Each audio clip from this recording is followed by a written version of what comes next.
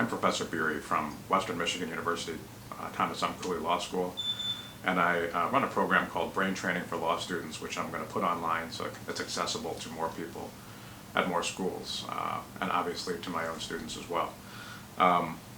Before I begin, I should note that my dog, Lainey, a German Shepherd who's 6.5 years old, is here with me. She's going to be part of the program because I have, she has the run of the house, and so when she starts barking or making noises, please excuse me, that's going to be part of our brain training program. Brain training is named brain training because we're going to do repetitive exercises designed to get people thinking in a new way. Most of us come to law school with our brains trained to do things other than reason through problems logically. So this is something that takes a lot of practice. It's an awful lot like athletic practice, where you have to drill over and over and over again on certain skills before you can assume that you're going to succeed in doing what you set out to do. Reasoning in law school is undertaught. Of course, we do our best to approach it in some fashion, but we rarely do so explicitly. We rarely tell students, and this is not a criticism of any particular law school, but in almost any law school in the United States, you could get through the entire 3-year program, 3 years or however many years it is, without hearing the words deductive syllogism, which is a heck of a thing, because that's the structure of thinking that we are testing you on repeatedly.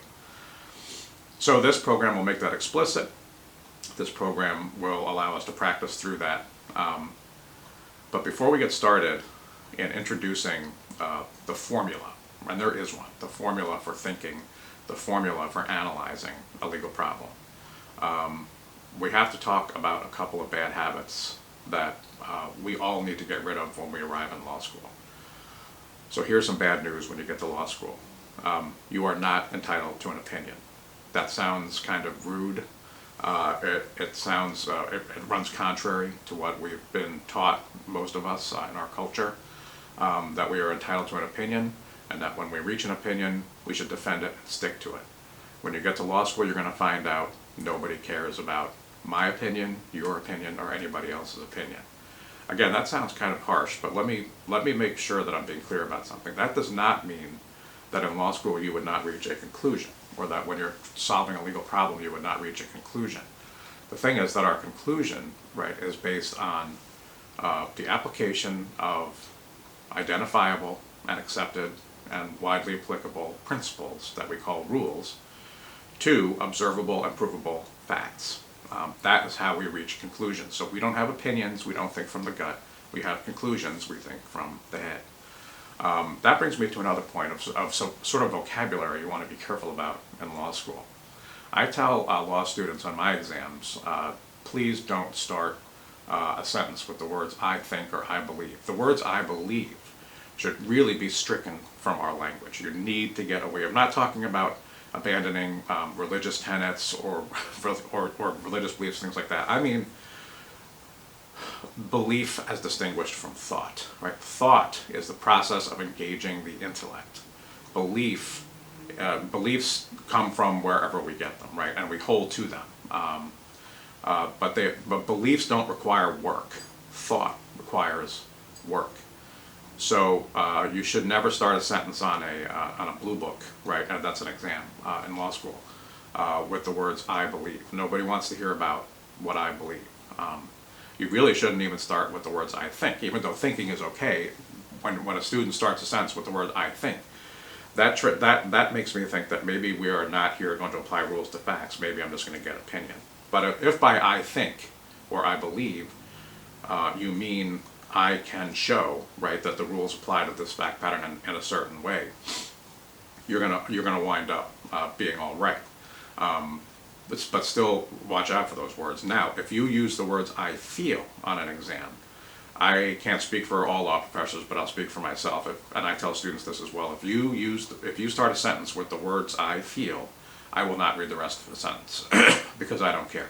Right? That is not what we're here for. I feel it isn't fair, or I feel that the court should do this. Never mind all that stuff.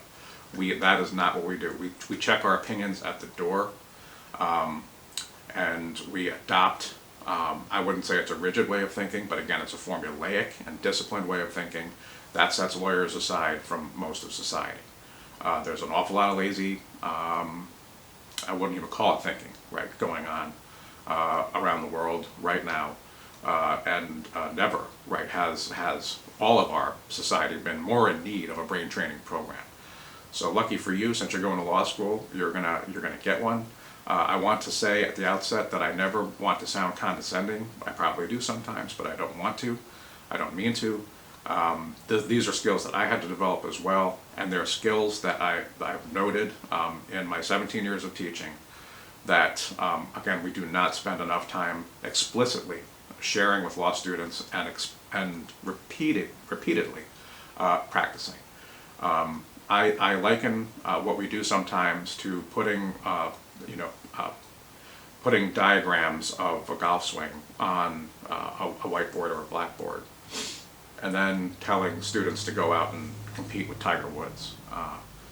Can't do that. You got to get, you got to get on the practice range. You got to repeatedly go through this process. So that's what this program is. I look forward to you joining me. So we already got rid of one bad habit, which is our being wedded to our opinions. In my next video, I'm going to talk about something else, which is another bad habit that we have. So before we get into good habits, we got to get rid of bad habits. Check the opinions at the door and get ready for a new way of thinking. That's number one. Next video, we're going to talk about repeating or trying to persuade through repetition and volume. That's something else that we don't do as lawyers. We do not repeat. We do not persuade by repeating ourselves. We do not persuade by shouting.